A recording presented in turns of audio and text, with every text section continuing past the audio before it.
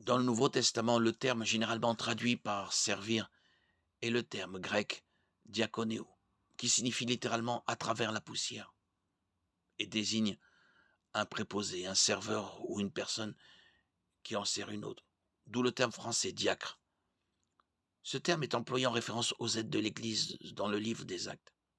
Les 12 convoquèrent l'ensemble des disciples et dirent: il ne convient pas que nous délaissions la parole de Dieu pour servir aux tables. Acte 6:2. Les hommes qui prenaient soin du troupeau en prêchant et en enseignant ont compris qu'il n'était pas bon pour eux de délaisser ces activités pour servir aux tables. Alors ils ont trouvé d'autres hommes disposés à cela, leur ont confié la charge des besoins physiques de l'Église, tandis qu'eux restaient chargés de ses besoins spirituels.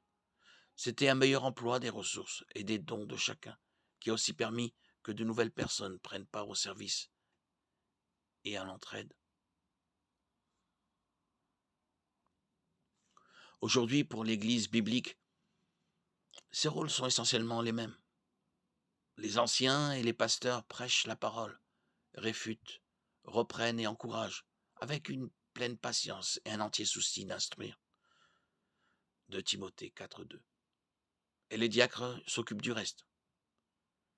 Les responsabilités d'un diacre peuvent inclure des tâches administratives ou organisationnelles, l'accueil, l'entretien du bâtiment ou le bénévolat en tant que trésorier d'église, en fonction des besoins de l'église et des dons des personnes disponibles.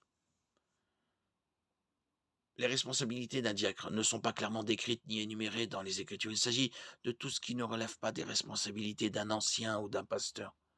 Les Écritures indiquent cependant les qualifications requises pour être diacre: être irréprochable, mari d'une seule femme, un bon maître de maison, respectable, honnête, non adonné à l'alcool ni cupide. 1 Timothée 3, 8, 12. La parole décrit le ministère de diacre comme un honneur et une bénédiction. En effet, ceux qui ont bien rempli leur service gagnent l'estime de tous et une grande assurance dans la foi en Jésus-Christ. 1 Timothée 3, 13.